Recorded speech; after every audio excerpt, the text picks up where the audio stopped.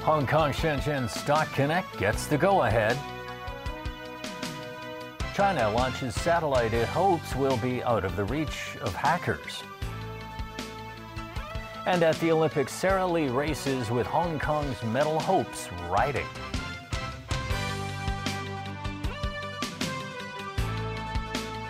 Good evening and welcome. Beijing has officially given the green light to the Shenzhen-Hong Kong Stock Connect. Premier Li Keqiang made the announcement at a regular meeting of the State Council today.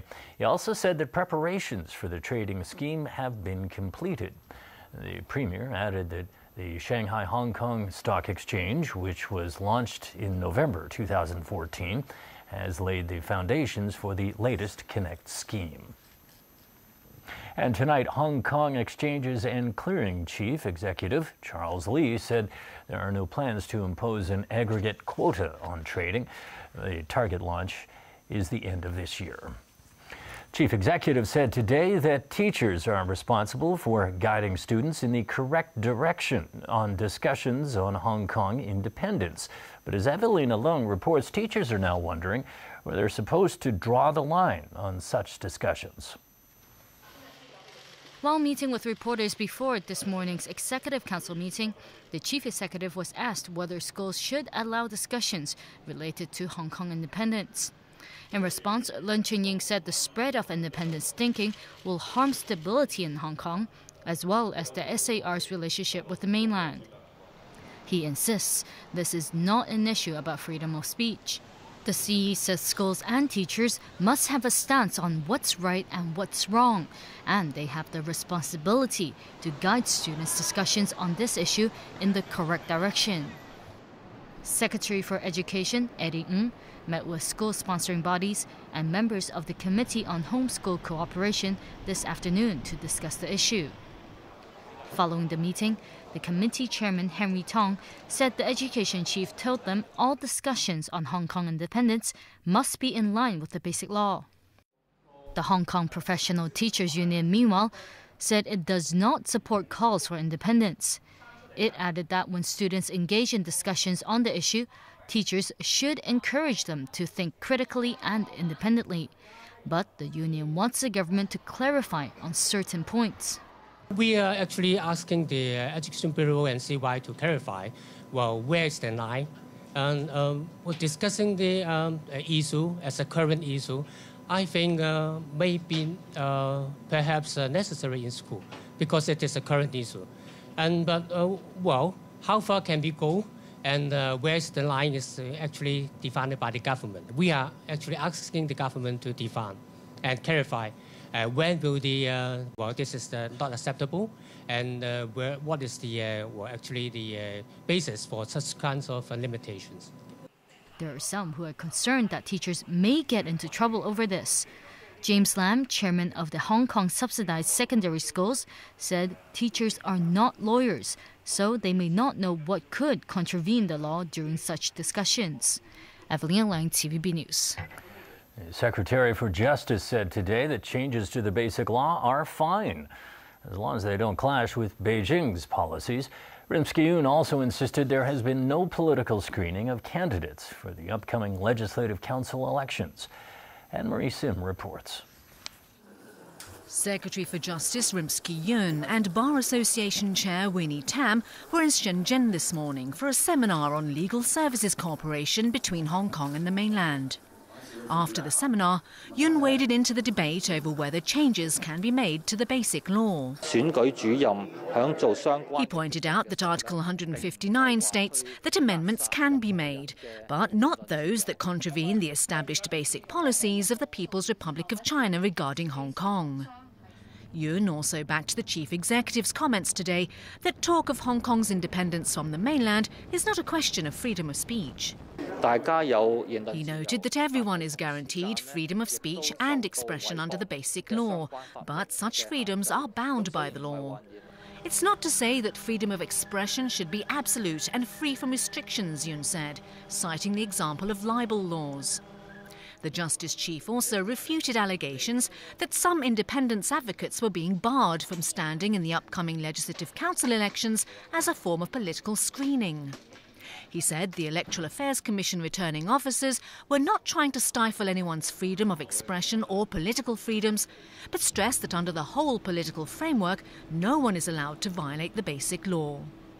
Yun reiterated that returning officers have the legal authority and responsibility by law to disqualify candidates. Speaking in Shenzhen, Legal Affairs Chief of Beijing's liaison office here, Wang Zhenmin, told reporters that the Hong Kong community and government have been very tolerant of independence advocates, despite their calls breaching the basic law. He said they must not be allowed to become legislators, adding that the SAR government shouldn't sit back and do nothing if the advocates were really determined to be separated from the mainland. Anne-Marie Sim, TVB News. The chief executive has approved the appointment of Chinese media mogul Li Ruigang as non-executive director of TVB. According to the broadcaster, Li will provide advice on general corporate planning and business strategies for TVB's long-term development. Li has extensive media experience on the mainland. China has launched a state-of-the-art satellite that could signal the beginning of more secure communications. Researchers hope to create a global unhackable communications network that will make electronic eavesdropping a thing of the past. China is a step closer to developing hack-proof communications technologies after the first quantum satellite was launched into space early today. The satellite will transmit codes of subatomic particles known as quantum keys from space to Earth. If the messages are intercepted, they will self-destruct, ensuring complete secrecy. China aims to build a worldwide network which can send secret messages that can't be wiretapped or cracked through conventional methods. Quantum messages have already been sent by land, but a satellite-based network would make it possible to send encrypted messages in an instant around the world. Scientists say the technology would open the door to other uses ranging from military and government communications to online shopping. You know, our society is completely based on these new developments, and for the good development of our societies, we need that, and everything that helps us. The development is really fantastic, and one of the fruits is this experiment.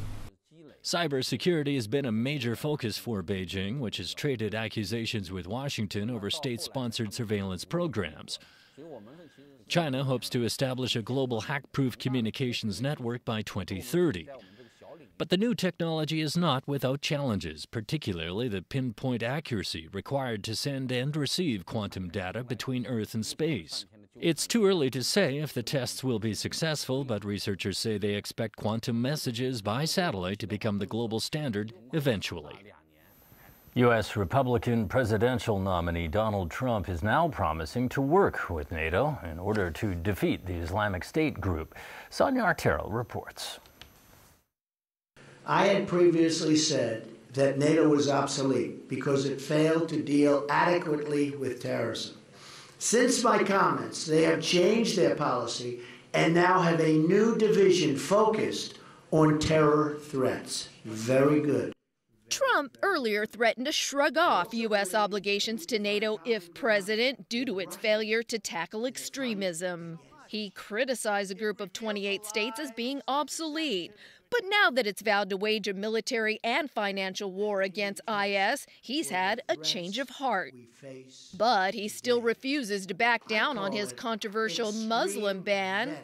I call it extreme vetting.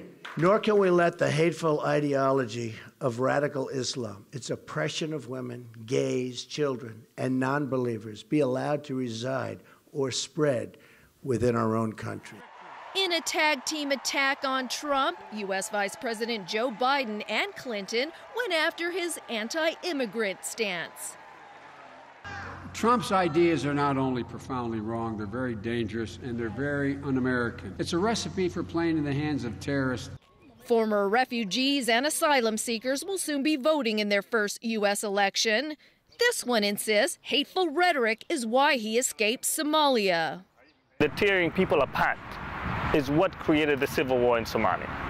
That hateful fear-mongering is what creates problems for many nations. Over in Israel, a push to get Americans living there to cast absentee ballots in favor of Donald Trump seems to be working.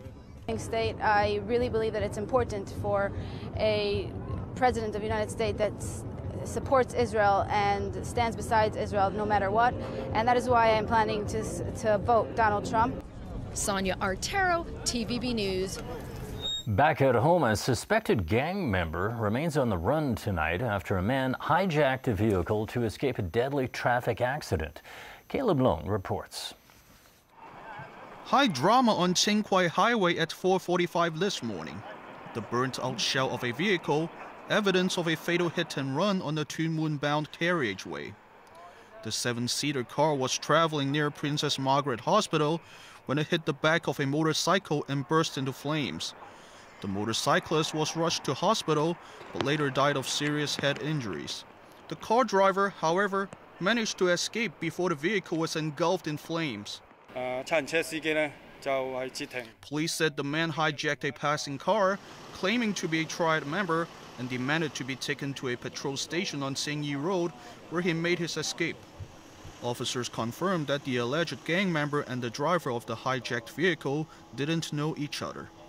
Investigators were still at the accident scene collecting evidence when the sun came up. Police had to close part of the highway's airport-bound lanes for several hours, causing traffic congestion. Caleb Leung, TVB News. Public rental housing projects are facing delays so serious that the targets for the government's long-term housing plan might be missed. Wen Wang reports. Construction on Hong Kong's public rental housing projects is facing lengthy delays. According to Chairman of the Subsidized Housing Committee, Stanley Wong, 11,000 flats are 6 months behind schedule. They were supposed to be finished last year, but the date has now been pushed to this year. The flats belong to 4 projects, including So Ok Estate and On Tat Estate in Kowloon, Shoi Chun O Estate in Sha Tin, and Long